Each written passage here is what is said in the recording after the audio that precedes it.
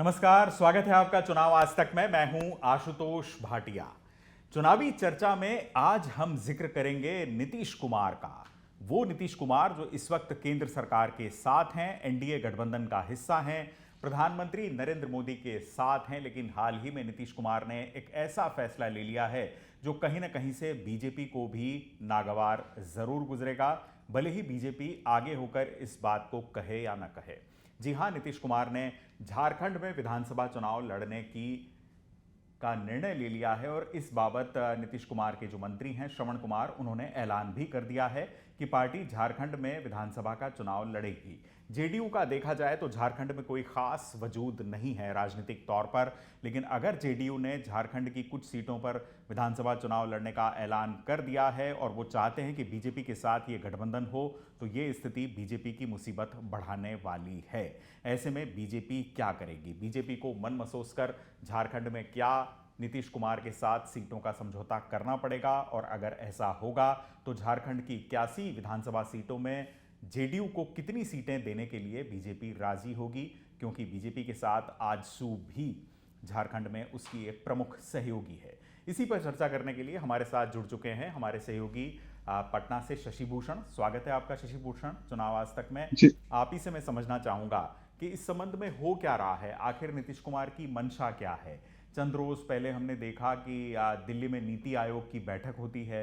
नीति आयोग की बैठक में नीतीश कुमार नहीं आते हैं और इस संबंध में काफी कुछ कहा जाता है, काफी कयासबाजी होती है। लेकिन केसी त्यागी समेत जेडीयू के तमाम नेता उन सारे राजनीतिक कयासों को खारिज कर देते हैं। लेकिन बाद में हमें पता चलता है कि उसी दिन झारखंड को लेकर एक महत्वपूर्ण बैठक नीतीश कुमार के घर पर हुई। आखिर झारखंड में नीतीश का प्लान क्या है? देखिए आशुतोष, सबसे पहली बात यह कि जेडीयू की राष्ट्रीय कार्यकारिणी की जो बैठक है वो पिछले महीने ही आयोजित की गई थी दिल्ली में। और उस दौरान कई जो महत्वपूर्ण प्रस्ताव पास किए गए, उसमें एक प्रस्ताव ये भी था कि जनता दल यूनाइटेड जो है वो झारखंड विधानसभा चुनाव में मजबूती के साथ उतरेगी। अ, ये फैसला ऐसा नहीं है कि पहली दफे नीतीश कुमार या उनकी पार्टी ने किया हो। इसके पहले भी वो झारखंड विधानसभा चुनाव में किस्मत आजमा चुके हैं। दिल्ली विधानसभा चुनाव में वो उम्मीदवार उतार चुके हैं। उत्तर प्रदेश में उन्होंने किस्मत आजमाई है। बहुत कोई सफलता उनको बिहार के अलावा दूसरे राज्यों में कभी मिली नहीं। ये अलग बात है कि नॉर्थ ईस्ट में थोड़ी बहुत सफलता पिछले दफे उनके हाथ आई भी, तो बीजेपी के साथ उनके विधायक चले गए थे। ये कहानी सबको पता है। जो गिले शिकवे हैं उसको लेकर के रहे भी, और बाद में वो गिले शिकवे दूर भी हुए बीजेपी के साथ। लेकिन इस बार जो खेल है वो थोड़ा अलग है। इस बार नीतीश कुमार या उनकी पार्टी जनता दल यूनाइटेड जो है वो अकेले झारखंड चुनाव में उतरने की तैयारी में नहीं है। उसकी पूरी मंशा या उसकी पूरी प्लानिंग कह लीजिए वो ये है कि वो एनडीए के सहयोगी के तौर पे झारखंड विधानसभा चुनाव में अपने उम्मीदवार को उतारे। मतलब अलायंस के साथ वो झारखंड चुनाव में जाना चाहते हैं। जो झारखंड के प्रभारी हैं पार्टी के जनता दल यूनाइटेड के और बिहार सरकार के मंत्री श्रवण कुमार, उन्होंने ये बात कही भी कि हम इस बार जो है वो अलायंस के साथ जो है वो जाना चाहते हैं। और प्राथमिकताएं जो हैं वो भी तय की हैं उन्होंने अपनी पार्टी की। 11 सीटों पर उनकी तरफ से दावा है, या ये कह लीजिए कि 11 सीटें ऐसी हैं जिसको जेडीयू ने चिन्हित किया है, जहां पर वो अपने उम्मीदवार देना चाहती है हम्म। अगर एडजस्टमेंट हो जाए तो। हम्म। अब यहाँ ये सवाल पैदा होता है जिससे आपने चर्चा की शुरुआत की कि नीतीश कुमार की मंशा आखिर है क्या। नीतीश कुमार को भी शायद उम्मीद नहीं रही होगी लोकसभा चुनाव के पहले कि बिहार में बीजेपी उनसे कमतर रह जाएगी या बीजेपी से ज्यादा सीटें उनकी पार्टी को मिलेंगी। लेकिन हाँ, ये हुआ, और बीजेपी के सांसदों से ज्यादा संख्या जेडीयू के सांसदों की रही बिहार में। और जो लोकसभा में नंबर्स आए वो नंबर्स इतने महत्वपूर्ण हो गए कि अचानक से नीतीश कुमार बिहार से और आंध्र से चंद्रबाबू नायडू, इनकी भूमिका बहुत महत्वपूर्ण हो गई। ये बात सबको पता है, ये बताने की जरूरत भी नहीं। अब नीतीश कुमार को ऐसा लग रहा है फिलहाल, या उनकी पार्टी के जो इस वक्त नीतीश कुमार के करीबी नीति निर्धारक हैं, जो थिंक टैंक उनकी है, उनको ये लग रहा है कि ये सही और मुफीद वक्त है कि इसका फायदा उठाया जाए।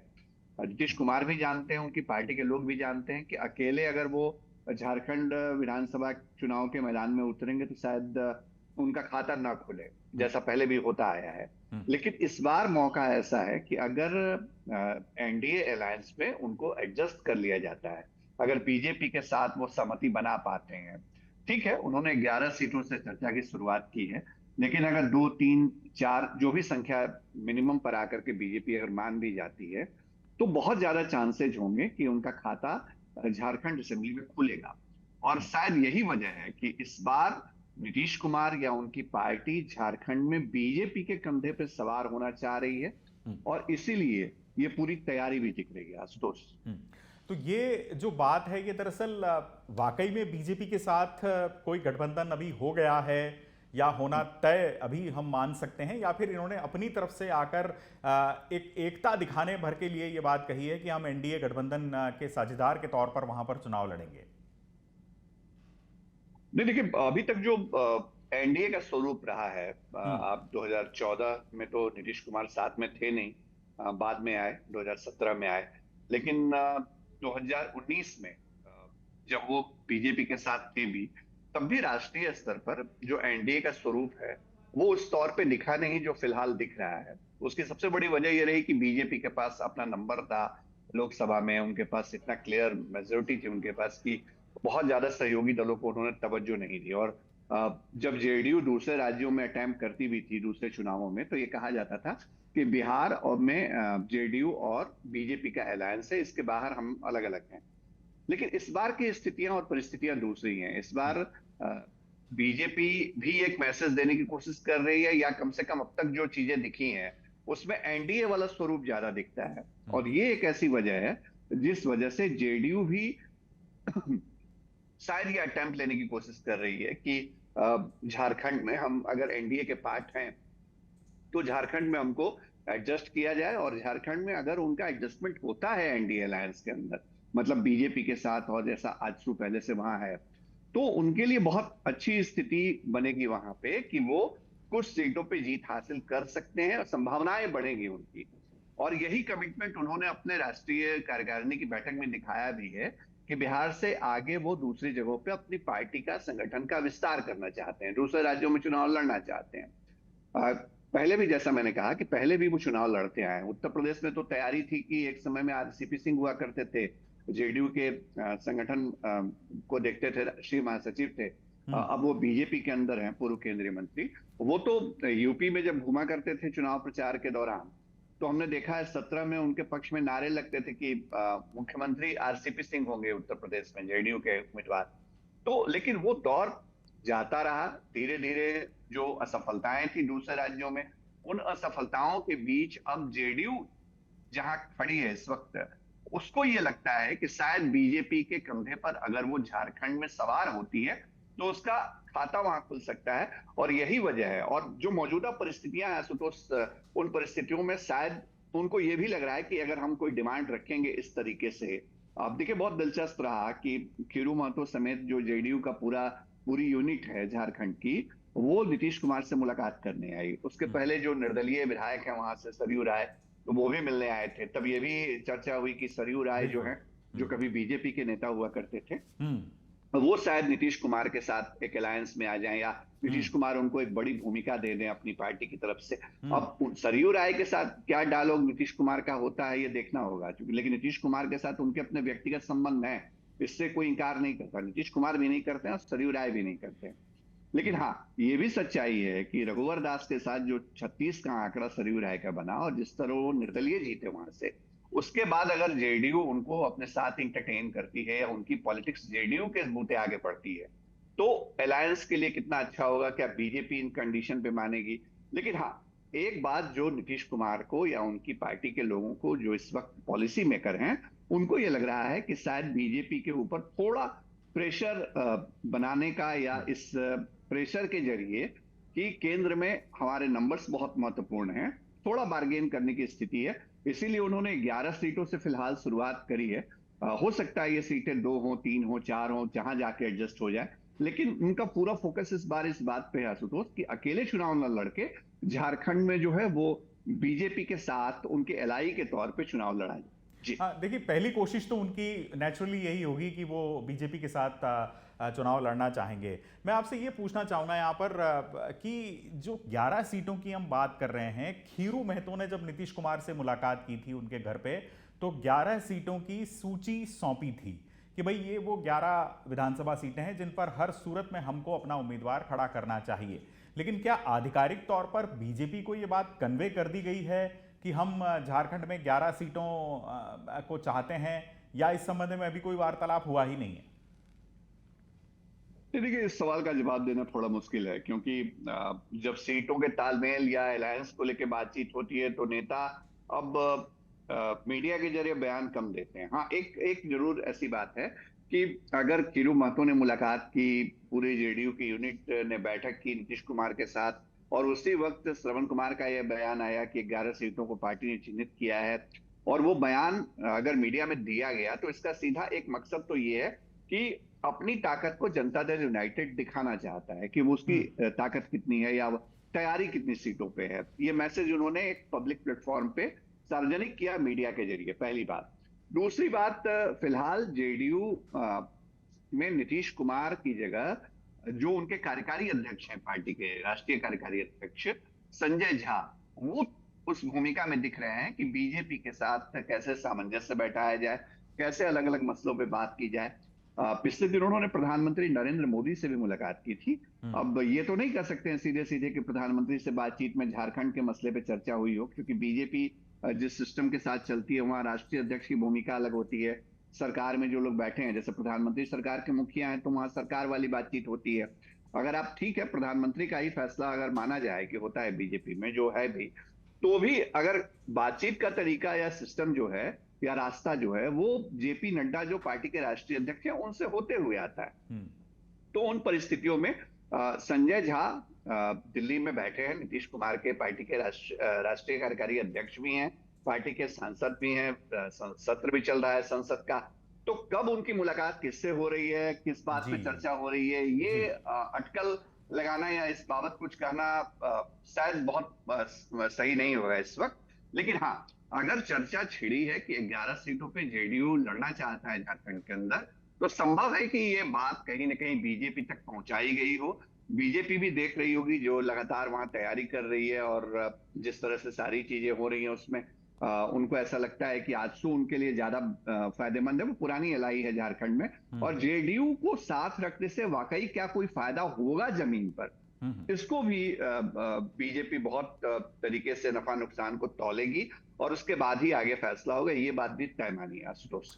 और यहाँ पर शशि ये भी आप देखें कि सरयू राय का जिक्र आपने किया, जो कि बीजेपी में ही वो, लेकिन अब उनकी राहें जुदा है। तो सरयू राय के साथ चंद रोज पहले उन्होंने जब मुलाकात की थी नीतीश कुमार ने, तो वो क्या अपने आप में हम उसको माने कि वो एक प्रेशर टैक्टिक था नीतीश कुमार का, जिससे कि बीजेपी पर इस बात का दबाव बढ़ाया जा सके कि भाई एक पैरेलली हम लोग भी आपस में चुनाव लड़ने की बात तय कर सकते हैं? इससे इनकार नहीं किया सकता है। जो बात आप कह रहे हैं, राजनीति में कई बार चीजें जो दिखाई जाती हैं उसका मकसद कुछ और होता है सियासत में, या कई बार क्या, या यूं कह लें कि ज्यादातर बार यही होता है दोस्त। तो सरयू राय के साथ नीतीश कुमार के संबंधों की अगर मैं बात करूं तो वो संबंध बहुत पुराने हैं, और ऐसा नहीं है कि सरयू राय ने पहली दफे आके नीतीश कुमार से कोई मुलाकात की है। सरयू राय जब कभी भी बिहार आते हैं, मतलब पटना उनका आना होता है, या जो उनका पैतृक गांव है अगर वहां जाते हैं, तो नीतीश कुमार की उपलब्धता के हिसाब से वो उनसे मुलाकात करते रहे हैं। और सिर्फ नीतीश कुमार ही नहीं, लालू यादव से भी वो मुलाकात करते रहे। उनके व्यक्तिगत बड़े अच्छे संबंध हैं दोनों तीनों के। तो इन परिस्थितियों में इस बार थोड़ा अलग इस लिहाज से है कि सरयू राय की मीटिंग हुई और सोशल मीडिया पे एक तस्वीर साझा की गई, उसमें कुछ ऐसी बातें कही गई झारखंड की राजनीति को लेकर के, जो कम से कम इस तरफ इशारा करता है कि इस वक्त नीतीश कुमार या उनकी पार्टी एक मैसेज देने की भी कोशिश कर रही है बीजेपी को कि हम अपनी संभावनाओं को तलाश रहे हैं झारखंड के अंदर, हम थोड़ा अलग करना चाहते हैं। क्योंकि उनको भी पता है कोई चेहरा उनके पास झारखंड में है नहीं।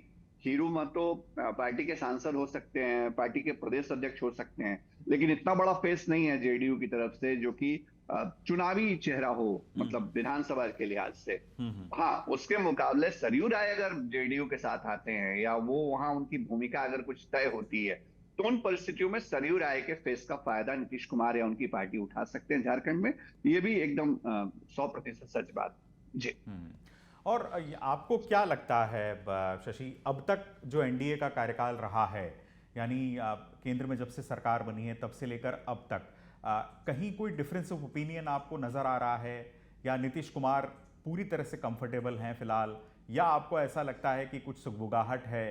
क्योंकि शुरू से जब हम इस कॉम्बिनेशन की बात कर रहे थे और केंद्र सरकार पर अगर किसी खतरे का हम जिक्र करते हैं तो उसमें नीतीश कुमार का नाम सबके जहन में सबसे पहले आता है, क्योंकि पहले से देखा गया है कि वो पलटी मार की उनको संज्ञा दी जाती रही है। तो ऐसे में अभी तक की स्थिति को आप किस तरह से आकलन करेंगे, जो जेडीयू और बीजेपी के संबंधों की अगर हम बात करें तो?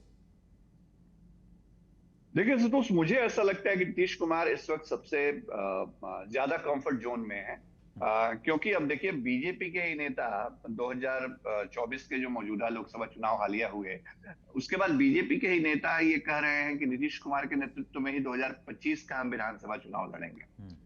अब नीतीश कुमार के नेतृत्व की गारंटी जो है वो बीजेपी के साथ मिल रही है, और ये जेडीयू के नेताओं को नहीं कहना पड़ रहा है, ये बीजेपी के ही नेता कह रहे हैं। बीजेपी के डिप्टी सीएम जो दो हैं बिहार में वो कह रहे हैं, उनके पार्टी के नए नए प्रदेश अध्यक्ष बने हैं वो कह रहे हैं, केंद्र के जो दूसरे नेता हैं बीजेपी के वो कह रहे हैं, खुद प्रधानमंत्री तक ने कह दिया कि भाई 2025 का चुनाव तो हम नेतृत्व में नीतीश जी के लड़ेंगे। और दूसरी तरफ जहां नीतीश कुमार पहले थे, मतलब इस साल के जनवरी में जब उन्होंने पाला बदला, उसके पहले जहां थे वहां तेजस्वी यादव उनके अगर पीठ के पीछे खड़े थे, तो नीतीश कुमार को तो शुरुआत में कहना पड़ता था, जब 2022 में वो आए थे नीतीश कुमार और तेजस्वी यादव साथ में, वो कहते थे कि हमारा क्या है, हमारे बात तो इन्हीं को देखना है, वो तेजस्वी यादव को आगे कर देते थे। तो वहां एक दबाव था, और वो दबाव अभी भी है, उससे इंकार नहीं किया सकता है। वहां तेजस्वी यादव खड़े हैं 2025 में सीएम कैंडिडेट के तौर पे। अगर वो नीतीश कुमार के खिलाफ रहते हैं तो भी सीएम पद के उम्मीदवार हैं अपने अलायंस के, अपनी पार्टी के। अगर वो नीतीश कुमार उनके साथ चले भी जाते हैं तो तेजस्वी यादव उस जगह से पीछे नहीं हटने वाले हैं। और उन परिस्थितियों में नीतीश कुमार के लिए फिलहाल मौजूदा जो चंक है, जो बीजेपी एनडीए के साथ है, वो बहुत उनको सूट कर रहा है, इससे इंकार नहीं किया सकता है। तो संभावनाएं, अटकलें, नीतीश कुमार की जो अप्रत्याशित राजनीति रही है उस पर जो भी चीजें चाहे चर्चा हो जाए या आशंकाएं हो, लेकिन मुझे ऐसा लगता है व्यक्तिगत तौर पे, चूंकि आपने इसी तरह से पूछा सवाल, तो मुझे ये लगता है नीतीश कुमार अभी ज्यादा सहज हैं यहाँ नरेंद्र मोदी के साथ, बीजेपी के साथ, और कम से कम जो केंद्र में उनके पास नंबर्स हैं और उन नंबर्स के बूते बिहार में जिस तरह वो एक श्योरिटी ले रहे हैं बीजेपी की तरफ से कि 2025 में नेतृत्व उनका होगा बिहार में, तो वो चीजें उनके इस वक्त उनको रास आ रही होंगी। तो ऐसी परिस्थितियां दिखती नहीं है कि नीतीश कुमार कहीं दूसरी जगह चले जाएं। जी।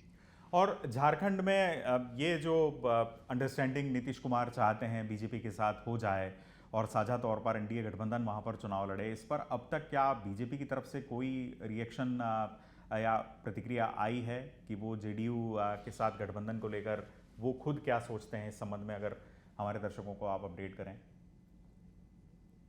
देखिए, बीजेपी ने एक बड़ी भूमिका झारखंड चुनाव के लिहाज से असम के मुख्यमंत्री हेमंत बिस्वा शर्मा को दी है। दूसरे नेता भी हैं बीजेपी के, लेकिन ये सबको मालूम है कि अगर जेडीयू की तरफ से कोई डिमांड करी गई है या जेडीयू अगर कोई प्रपोजल दे रहा है, मीडिया के जरिए बयानों में अगर ये बात आई है, तो पहला ये कि बीजेपी उसको अपने टेबल फोरम पे ही उस पर डायलॉग करेगी, पहली बात। दूसरी बात, नेतृत्व के अलावा इस पर कोई बहुत जल्दी कोई प्रतिक्रिया देगा, कम से कम जेडीयू से संबंधों को लेकर के फिलहाल ऐसी स्थिति नहीं दिखती है, क्योंकि इस वक्त जो दोस्ती है उस दोस्ती में कहीं कोई खिंचाव ना हो, कहीं कोई तनाव ना हो, बात कहीं बिगड़े नहीं। और रिश्ता इतना नाजुक है ये कि इस पर छोटे नेता या प्रदेश स्तर के, चाहे वो झारखंड के हों या बिहार के हों, कोई कुछ बात बीजेपी से कहे, ये स्थिति दिखती नहीं है। तो ऐसी स्थिति में जो भी बोलना होगा, जो भी बात करनी होगी, वो राष्ट्रीय स्तर के नेता या नेतृत्व के लोग ही करेंगे, ये भी बात तय मान लीजिए। लेकिन हाँ, एक बात है कि अगर ये चर्चा निकली है और जेडीयू ने कहा है आधिकारिक तौर पे कि हम बीजेपी के साथ या एनडीए अलायंस के साथ ही लड़ना चाहते हैं झारखंड में, तो ऐसा नहीं है कि बीजेपी इसको सिरे से खारिज कर देगी। बीजेपी जरूर देखेगी कि अगर आप 11 सीटों, मतलब जेडीयू अगर 11 सीटों की डिमांड कर रही है, 11 सीटों को उन्होंने चिन्हित किया है, तो क्या उनकी कैपेबिलिटी भी है कि वो 11 सीटों के लायक उम्मीदवार दे पाए या वहां सीटें निकल पाए। क्योंकि पहली चुनौती तो बीजेपी की यही है आशुतोष की, झारखंड में इस बार हेमंत सोरेन को वो पद से हटाएं, वहां उनकी सरकार बने बीजेपी की, वापस से वहां पर बीजेपी शासित प्रदेश में झारखंड शामिल हो। तो इन प्रायोरिटीज के बीच अगर जेडीयू फायदेमंद सौदा होगा तो वो करेंगे, और अगर एडजस्ट कर पाते हैं तो कितने नंबर पे कर पाते हैं इसके लिए तो अभी थोड़ा वक्त लंबा है जी।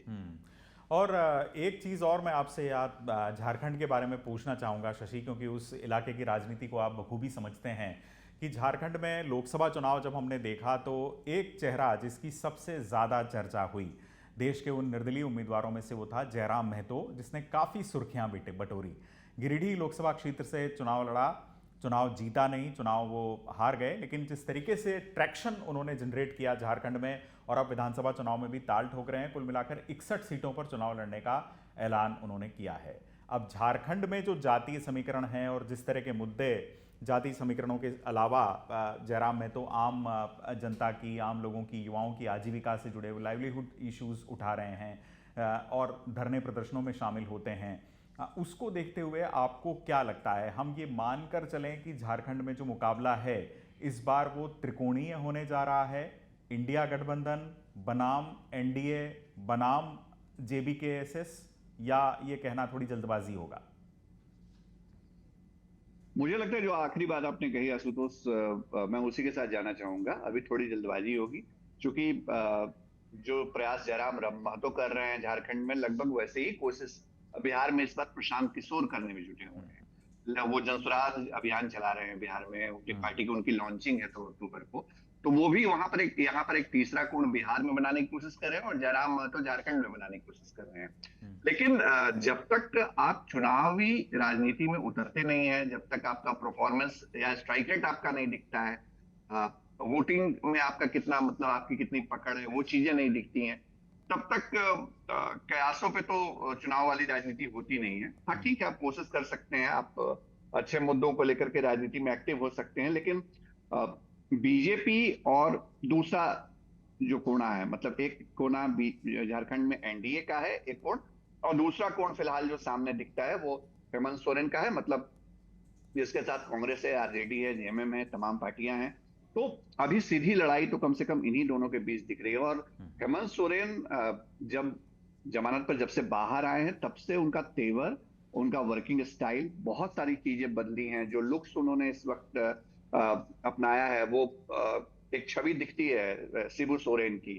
तो कहीं ना कहीं जो आदिवासी कम्युनिटी है, झारखंड का जो मूल वहां की आबादी है, वो आबादी अपने आप को शिबू सोरेन के करीब पाती रही है, और शायद उसका भी फायदा लेने की कोशिश उनके एक छवि के तौर पे हेमंत सोरेन वहां करेंगे।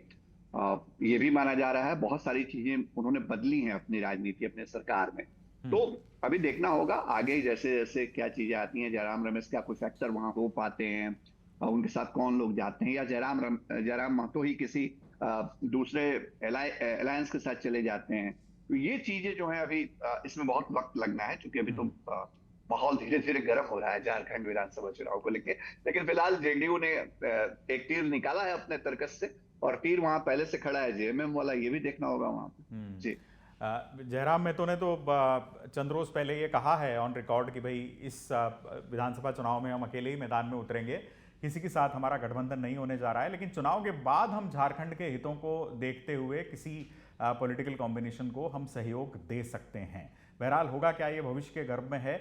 एक चीज़ और मैं चाहूँगा कि आप बताएं शशि कि वही दिन, उसी दिन की मैं बात करता हूँ जब दिल्ली में नीति आयोग की बैठक थी। ममता बनर्जी नीति आयोग की बैठक को बीच में छोड़कर जाती हैं, बहुत कुछ होता है, और नीतीश कुमार भी उस बैठक में नहीं आए, जिसका हालांकि थोड़ी देर बाद जब जेडीयू नेताओं के बयानात आए तो वो मामला ऐसा नहीं लगा कि नीतीश कुमार नाराज़ हैं, लेकिन उन्होंने झारखंड पर अपने घर पर बैठक की थी। और वही वो दिन था कि उस दिन कुछ खीरू महतो ने ही बाद में बताया था बाहर निकलकर कि कुछ जो कुर्मी जाति के संगठन हैं वो भी उनसे नीतीश कुमार से मिलने आए थे, और हमने ये तय किया है कि भाई कुर्मी जाति को एससी कैटेगरी में डालने की जो मांग हमारी है उसको केंद्र के समक्ष उठाया जाए, और इस बारे में बीजेपी की जो प्राइम लीडरशिप है उसके साथ आने वाले दिनों में हम बातचीत करेंगे। ये मुद्दा कितना महत्वपूर्ण है?